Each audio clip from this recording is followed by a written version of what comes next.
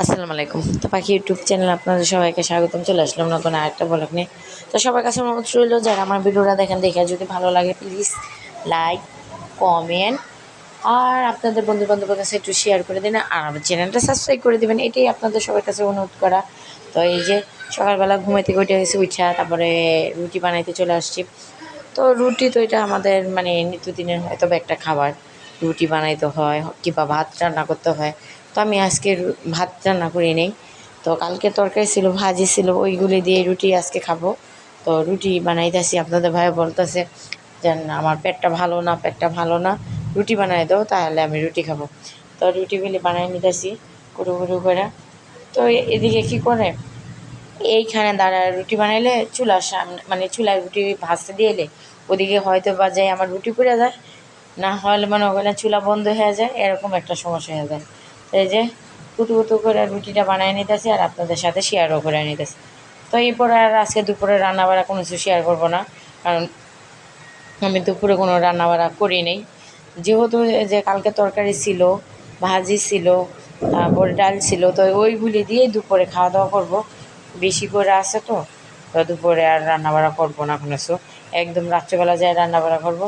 তো এর ভিতরে গুছু মুছু করে কাপড় চোপড় অনেকগুলো ধুইতে হইব। ওই বিছানার চাদর, তারপরে এই বিছানার চাদর, দুইটা চাদর উঠায় রাখছি। তো আপনাদের ভাইয়ারা বলছে যে আমি চাদরগুলো উঠায় দিই, তুমি একটু ধুইয়া দিও। আমার বলছে আচ্ছা ঠিক আছে, তুমি ভিজায় রাখো, আমি ধুইয়া দেয়া দিব না সুন্দর করে। তো ভিজায় রাখার পর আপনাদের ভাইয়া এই যে ধুইয়া দেয়া দিছে। তো আমিও গুছু মুছু করে ফেলছি, তো ছেলেদেরও গুছু করে ফেলছি। তো সবাই গুছু মুছু করে এখন দুপুরে খাওয়া দাওয়া করে তারপর একটু বিশ্রাম নেব। তো বিকেলে উঠা যাইয়া ছেলেদের পথে দিয়ে আসতে যাইব। তো বলছি আমি 4টার দিক দিয়ে গেলাম হইলে, তো আবার কই না 4টার দিকে গেলে একটু দুপুরেই, তো 4টার পরে যাবো, 5টার 4:30টার দিক দিয়ে যাবো, যেয়ে দিব। তারপরে আল্লাহ মনে করেন 5টা 5:30টার দিক দিয়ে পড়ায় নিয়ে এসে পড়বো। তো কাপড় চোপড় মেলবো কি, এত বাতাস ছাদের উপরে যা বলার বাহিরে। আর আজকে রাত্রেবেলা এখন তো বৃষ্টি হইতেছে, বৃষ্টির শব্দ হয়তো বা আপনার পাইতেছেন, আমি বয়েস বসাইতেছি, তো অনেক বৃষ্টি হইতেছে।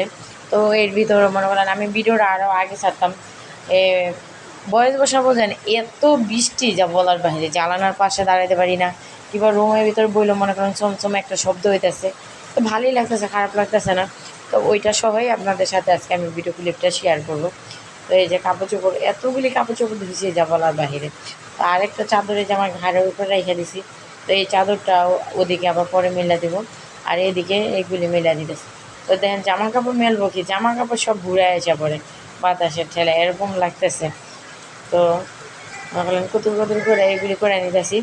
আবার আজকে আমার বাবার বাড়ি থেকে কাঁঠাল দিয়া গেছে, শাক দিয়া গেছে।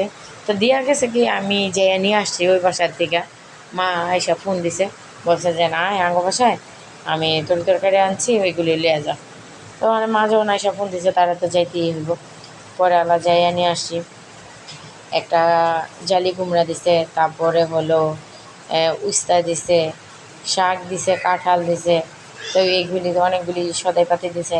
তো ওইগুলি নিয়ে আসছি, আসার পরেই আপনাদের ভাইয়ারে বলছি যে যেহেতু এগুলি নিয়ে আসি তো শাকটা রাত্রিবেলা রান্না করে ফেলবো। তো আপনাদের ভাইয়া বলছে আচ্ছা ঠিক আছে। তো এই যে চাদরটা এদিকে মেলে দিতেছি, তো দড়ি লাগ পাই না কিছু না, তারপরেও এদিকে সুন্দর করে চাদর দুটোটা মেলে দিলাম। এখন আল্লাহ নিচে চলে যাবো। তো এই যে বললাম না যে আমি বাবার বাড়িতে শাক সবজি আনছি, এগুলি বাঁচবো। তো এই শাকগুলি আমার আম্মা বলে উঠানের সাইডে লাগায় রাখছে, তো ওইখানে এত সুন্দর শাক হয়েছে। তো আমি তো গেলে তো হয়তো বা ভিডিও করে আপনাদের সাথে শেয়ার করতাম। তাই এত সুন্দর শাক দেখেই মনে করলেন মনটাই ভালো হয়ে গেছে যে বাবার বাড়িতে এত সুন্দর শাক দিয়ে পাঠাইছে। অনেক দিন পর তরকারি আনছে, তো ওর ভিতরে তো প্রত্যেক দিনই দেওয়া যেত। তো এখন তার দেওয়া যাওয়া সম্ভব না, কারণ যেহেতু চৈত মাস পড়লে আমাদের গ্রাম দেশে কোনো তরকারির কোনো গাছ মানে পুরান গাছগুলি রাখে না। পুরান গাছ সব কাইটা নতুন গাছ লাগাইতে হয়। সিম গাছ কাইটা ফেলছে, তারপরে লাউ গাছ কাইটা ফেলছে, সব গাছগাছালি তো ঈদের সময় গেলাম পর দেখলেন কাইটে ফেলছে। তো এখন নতুন করে আবার পাট শাক লাগাইছে। তারপরে এই যে এই শাক, পাট শাকের বিচি যখন ফলাইছে তখন এই শাকগুলি হয়েছে। তো এখানে নোনতা শাক আছে, ক্ষুদিরা শাক আছে। ক্ষুদিরা শাকটা চিনেন, মানে আমাদের মুন্সিগঞ্জের হইলে হয়তো বা আপনারা চিনবেন ক্ষুদিরা শাক, নোনতা শাক। যদি আমাদের মুন্সিগঞ্জের বাইরের মানুষ হন তাহলে আপনারা চিনবেন না।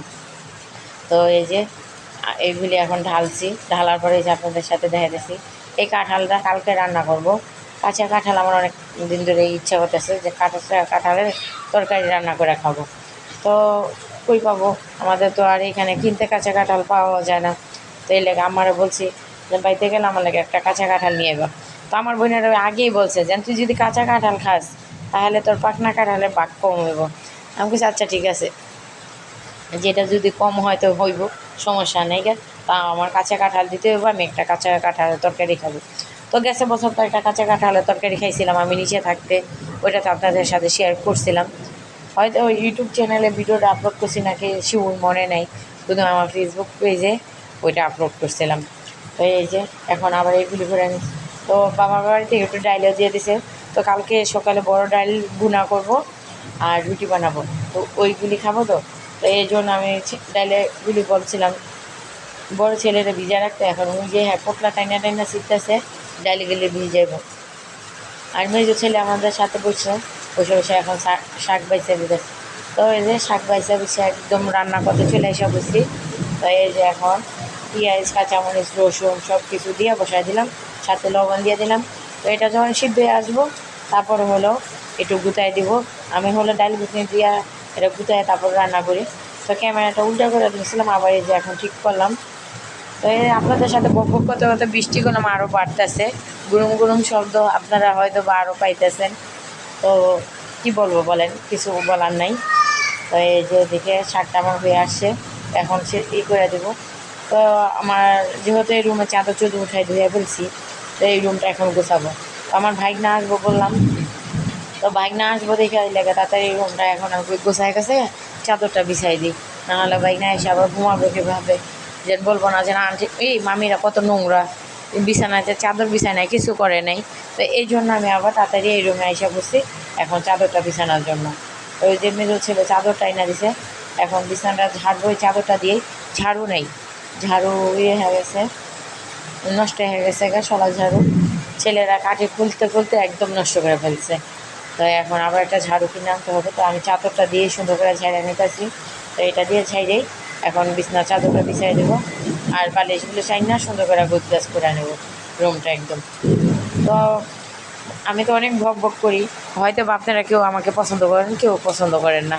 তো যারা আমাকে পছন্দ না করেন তারা আমাকে মানে আপনারা যদি আমার চ্যানেলটা সাবস্ক্রাইব করে থাকেন তাহলে আনসাবস্ক্রাইব করে দেবেন, এটা আমার মনে কোনো কষ্ট লাগবে না। কারণ মানুষ এর থেকে অনেক কষ্ট করে, তা আমি তো কোনো কষ্ট করি না, কিছু করি না। হয়তো বা ভিডিও বানাই, মানে আমি যখন টাইম পাই কষ্ট যে যেন কষ্ট মষ্ট করে হলেও ভিডিওটা বানাই। তো আমি ভিডিওটা বানায় ছাড়ার পর আপনারা হয়তো বা আমাকে পছন্দ করেন না, না করলে তো আর কিছু করার নেই। কিন্তু যারা পছন্দ করেন তারা আমাকে প্লিজ সাপোর্ট করবেন।